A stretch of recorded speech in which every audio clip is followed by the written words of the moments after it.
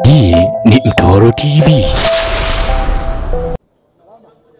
Naam, karibu katika ulimwengu wa faida, na hii ni Mtoro TV. Tupo kwenye semina kubwa kabisa, semina ya maimamu pamoja na walimu wa madrasa, na tupo na moja ya waanzilishi wa hii semina, Sheikh Kundecha. Asalamu alaykum. Wa salaam wa rahmatullah. Habari yako? Alhamdulillah, nashukuru. Na nilitamani kujua kwa faida ya watazamaji, hichi kitu cha kuanzisha kitu kama hiki, kitu kikubwa kama hichi, kitu cha khairi kama hichi, cha kuandaa semina kubwa kama hii ya maimamu pamoja na walimu wa madrasa, kilianza vipi?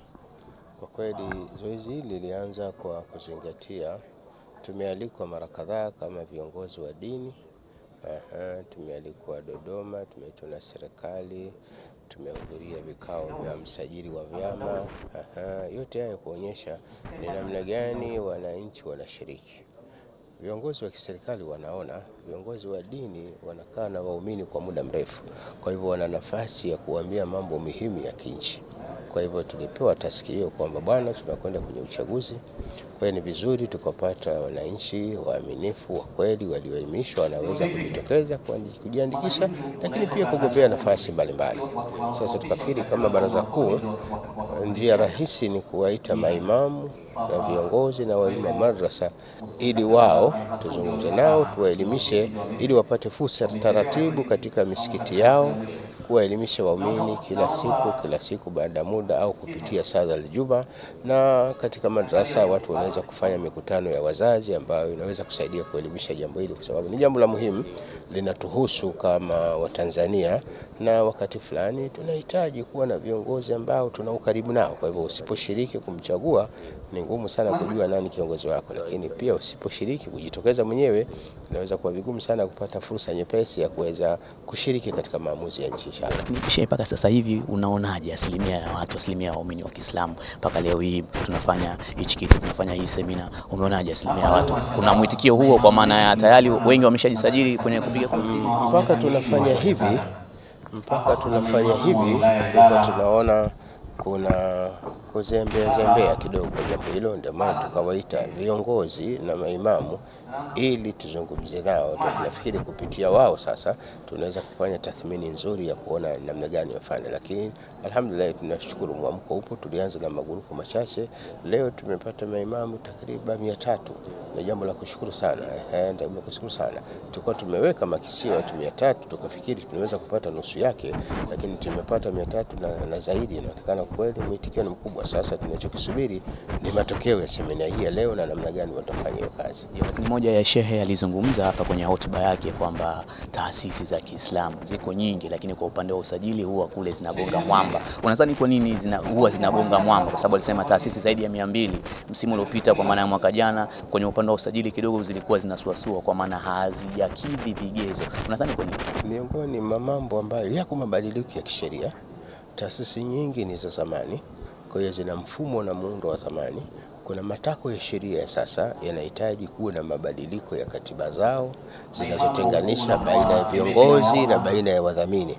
Sasa hili ni zoezi. Misikiti mingi bado ina wadhamini, haijawa na viongozi wa kitaasisi. Kazi tunayofanya sasa ni kuwapa semina namna gani wanaweza kuwa na wadhamini kitu kingine na viongozi wa taasisi kitu kingine, ili kupata kile kinaitwa cha check and balance. Nani atamsimamia mwingine? Unajua wewe ukiwa ndio mtendaji, wewe ndio msimamizi, kujikagua mwenyewe. Kwa hivyo mabadiliko ya kisheria yamefanya baadhi ya misikiti kuwa nyuma kwenye zoezi hilo. Miongoni mwa maana na umuhimu wa semina hizi ni kuonesha jamani, yako mabadiliko ya kisheria yanahitaji na sisi twende na mabadiliko hayo, maana yake ndio mataka sheria tutaliana nayo bila shaka. Ndio maana tunakaa sana kufanya jambo hili, na tunaamini kwa zoezi hili na tutalifanya kwa nchi nzima. Alhamdulillah, zoezi tutakwenda mkoa baada ya mkoa, tunaamini alhamdulillah mwamko mkubwa utapatikana. Kutoka hapa tutegemee kwamba mikoani pia wanapata fursa kama hizo. Zoezi hili lazima liendelee pia mikoani, hasa hili la kukamilisha usajili wa udhamini na kuweka katiba katika mifumo mizuri ya kitaasisi.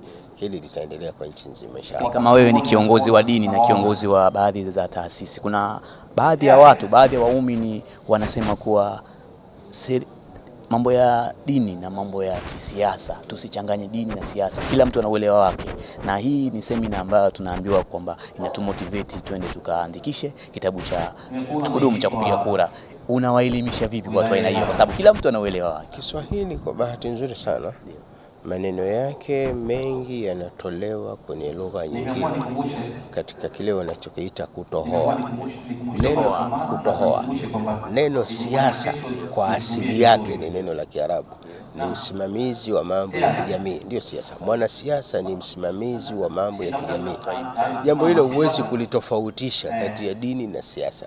Hichi ni kutuelewa maana ya jambo lenyewe tu, kwa sababu mwanadamu bila ya usimamizi ni ngumu sana. Angalia tatizo linapotokea, ikizimika taa ya barabarani tu, unaonaje collision ya magari inapotokea?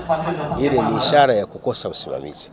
Jambo la usimamizi wa maisha ya kijamii ni la muhimu sana kwetu sisi Waislamu. Huwezi kutenganisha kati ya dini na siasa. Ni mambo yanayokwenda pamoja. Huwezi kutenganisha kati ya dini na siasa. Basi nikushukuru sana na uende ukafuturu. Ndio nilikuwa na Sheikh Kundecha, Sheikh ambaye ni muasisi wa kuanzisha kitu kama hichi, baraza kama hili, ambapo kikao kikubwa sana na ni semina kubwa sana kati ya maimamu pamoja na walimu wa madarasa hapa katika mkoa huu wa Dar es Salaam. Leo kulikuwa na semina kubwa na hapa tunapoona ni iftari inaendelea hapa. Mimi naitwa Kheri Mpingashari kutokea Mtoro TV, na endelea kusubscribe, endelea kucomment channel yako kubwa kabisa ya Mtoro TV. Asante. Hii ni Mtoro TV.